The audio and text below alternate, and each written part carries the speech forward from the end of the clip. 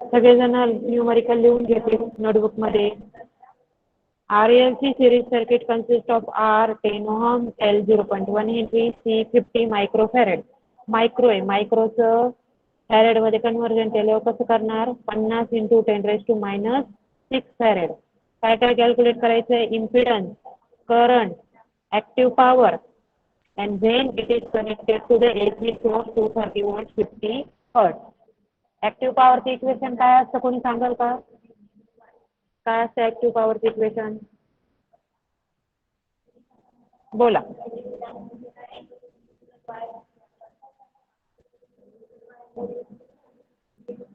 सांगा ऍक्टिव्ह पॉवरचं इक्वेशन काय?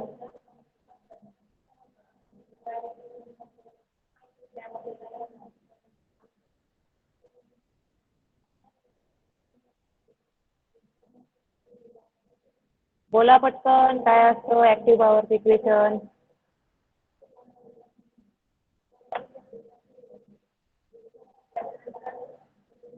VI cos phi असं काही इक्वेशन आहेत का? आहेत का? Active power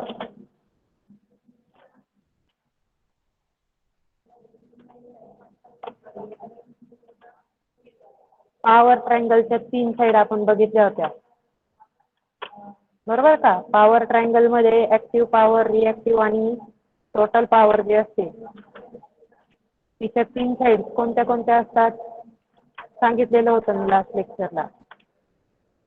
ऍपिअरंट, active, reactive. मग ऍक्टिव्हचं इक्वेशन काय असतं? VI cos phi. आठवतंय का? Yes ma'am. येस और नो? बर. येस. न्यूमरिकल काय आताचं मग? न्यूमरिकल काय आहे? RLC series.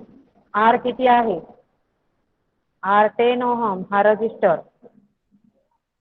L किती आहे? 0.1. 0.1 हेनरी. कॅपॅसिटन्स किती आहे? 50 मायक्रोफॅरेड. कशाला कनेक्टेड आहे? AC सोर्सला. या AC सोर्सचं व्होल्टेज किती आहे? 230 व्होल्ट 50 हर्ट्ज. करंट कुठून फ्लो होईल? असा क्लॉकवाईज डायरेक्शनने. ओके, घ्या मग. G1 काय आहे? Right down. G1 R = 10 ohm, L = 0.1 henry, C = 50 microfarad. म्हणजेच किती? 50 × 10⁻⁻6 फॅरेड. व्होल्टेज किती दिलेलं आहे? 230. अँगल ऑफ 0 डायरेक्टली कन्वर्ट करून याला लिहून द्या. जर याला अँगल नाही दिलेला तर याचा अँगल किती राहणार? 0 राहणार. ओके. व्होल्ट आणि फ्रिक्वेन्सी किती आहे? 50 हर्ट्ज. काय काय कॅल्क्युलेट करायचे आपल्याला? 1 इम्पिडन्स, 2 करंट, तिसरं ऍक्टिव्ह पॉवर म्हणजे P चं इक्वेशन करायचं, बरोबर का? Z, I आणि P.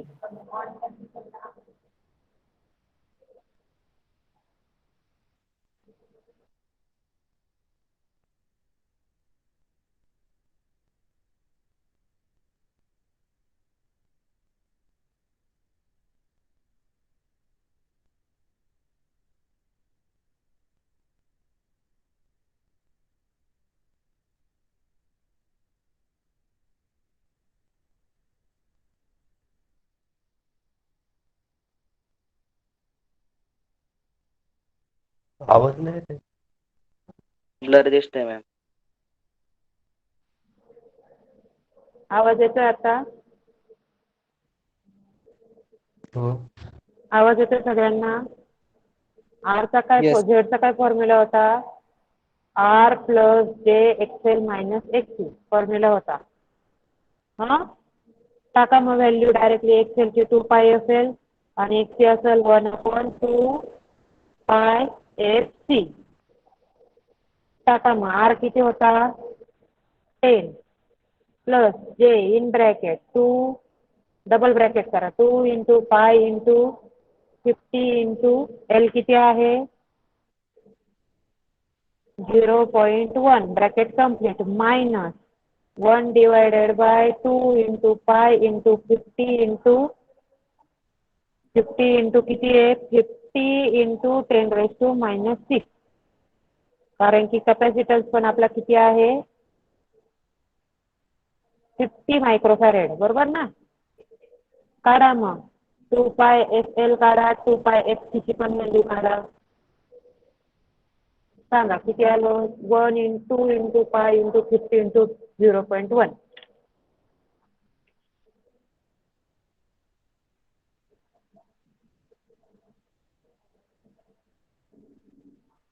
कॅल्सीचा मोड बरं ठीक आहे काय हरकत नाही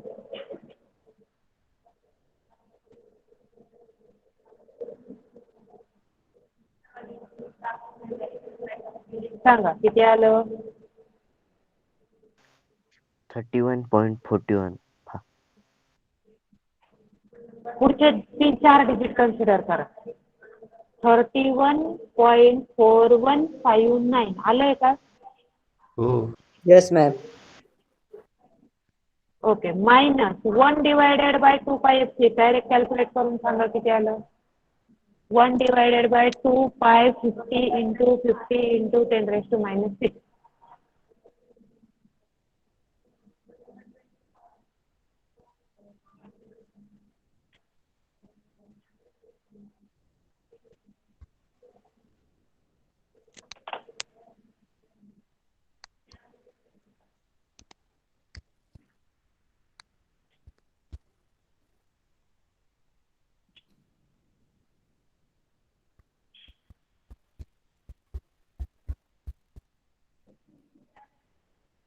Ma'am, 0.0318.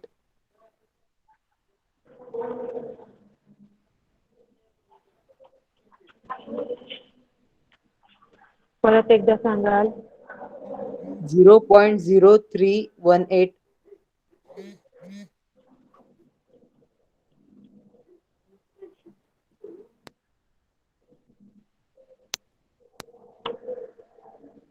नाही 1 divided bye 2 pi F C काढताय ना डायरेक्टली म्हणजे 1 डिवायडेड बाय 2 into पाय into 50 into 10 raised to minus 6 असं आहे मॅम आन्सर 3.926 विल बी 60 नाही माझं आन्सर 63.66 असं आन्सर आले तुमचे किती आले ते सांगा Ma'am, 63.66. Yes it will be right answer 1 divided by bracket नाही टाकले याचा अर्थ तुम्ही प्रॉपरली 1 Ma'am, डिवायडेड केल्यानंतर ब्रॅकेट टाका 63.66. 2 येस 63.6619 63.6619 करा यांचं मायनस किती येतं सांगा 10 प्लस नाही येणार मायनस येईल डायरेक्टली हा ना 10 मायनस जे टाका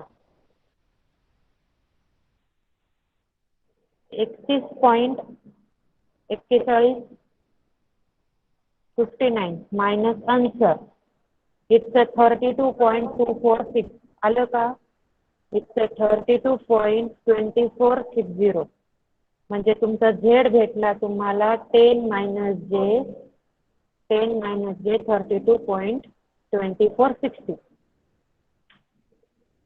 भेटलं का सांगा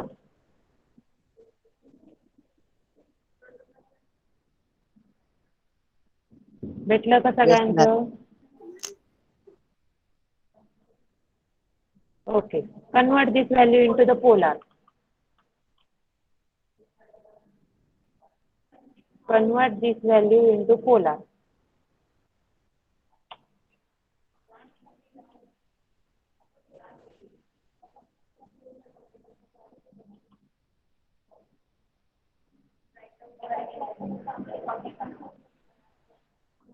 पोलार मध्ये कन्वर्ट करा कसं करणार 10 minus 32.2460 I शिफ्ट दाबून प्लस इक्वल टू 3.76. नाही 33.76 Yes, ma'am. 09. परत शिफ्ट 76. दाबून इक्वलिटी केलं. इट्स -72. That's अँगल दिसतोय का कोपऱ्यामध्ये? 77. 72.7705. हा भेटला तुम्हाला झेड. ओके, झेडचं युनिट काय असतं? ओहम. ओके, झेड भेटला. आता आयचा फॉर्म्युला सांगा काय असेल? V/Z. हा, येस, V/Z. टाका मग.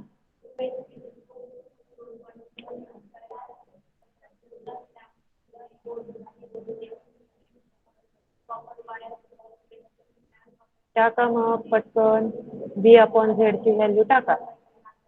V is equal to 230 angle 0 आणि झेड ची व्हॅल्यू टाका 33.7609 अँगल ऑफ -72.7705. असं टाका. तुम्हाला काय आन्सर येते कॉम्प्लेक्स मध्ये सॉल्व्ह करून सांगा.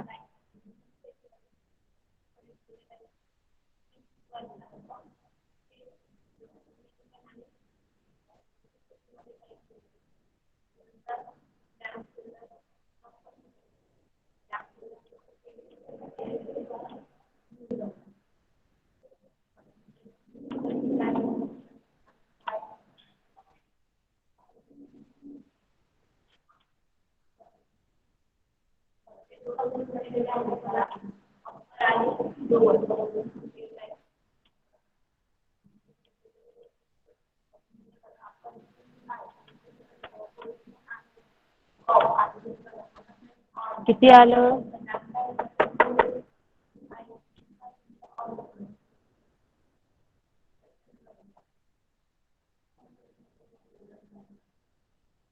मॅम 220.29. नाही, Ma'am, 2.0178. नाही,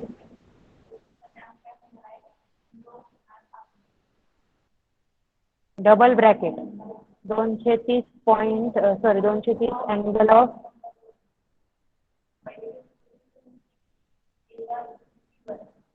angle of 0 bracket complete divided परत ब्रॅकेट किती आहे 33.7609 bracket angle of 72.7705 double bracket complete shift दाबून पोलरचं साईन इक्वल टू इट्स 6.8126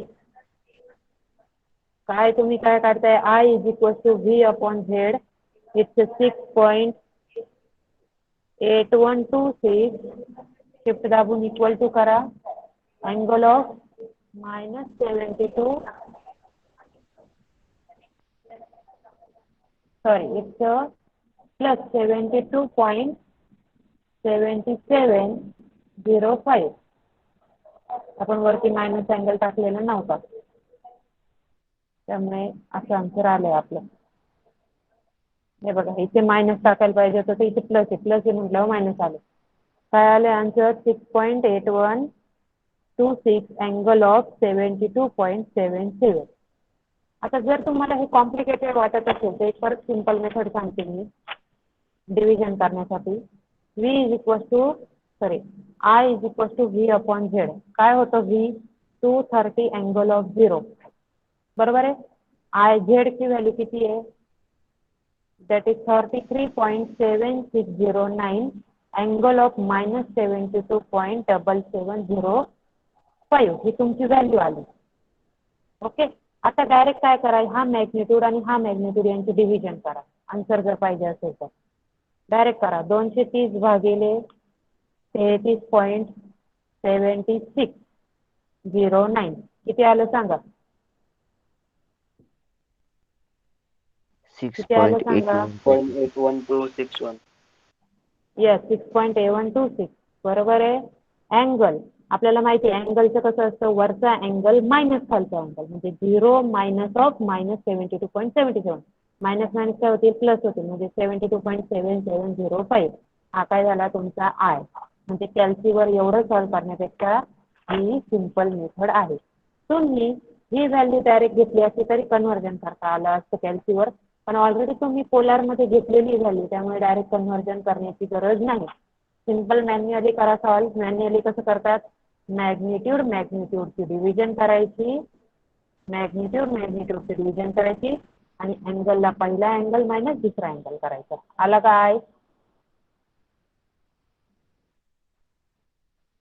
काय युनिट आहे करंटचं? Ampere. युनिट काय असतं? येस. नेक्स्ट आहे power, that is active power. Active पॉवरचा फॉर्म्युला काय आहे? VI cos phi. बी माहिती आहे आपल्याला 230 गुणिले आय चा फक्त मॅग्निट्यूड घ्या 6.8126 कॉस फाय. कॉस ऑफ फायची व्हॅल्यू. आता फाय म्हणजे कोणती व्हॅल्यू घ्यायची सांगा मला. नॉर्मली हा झेड जो तुम्ही कन्वर्ट केलेला असतो हा झेडची व्हॅल्यू जी आहे ती magnitude of Z angle of five असते. म्हणजे झेडचा जो अँगल आहे तो आपण काय घ्यायचा? फाय अँगल घ्यायचा. किती तो? -72.77 टाका मग. -72.7705 कॅल्क्युलेट करा. 230 गुणिले 6.8126 इंटू कॉस ऑफ 72.77 किती आलं सांगा.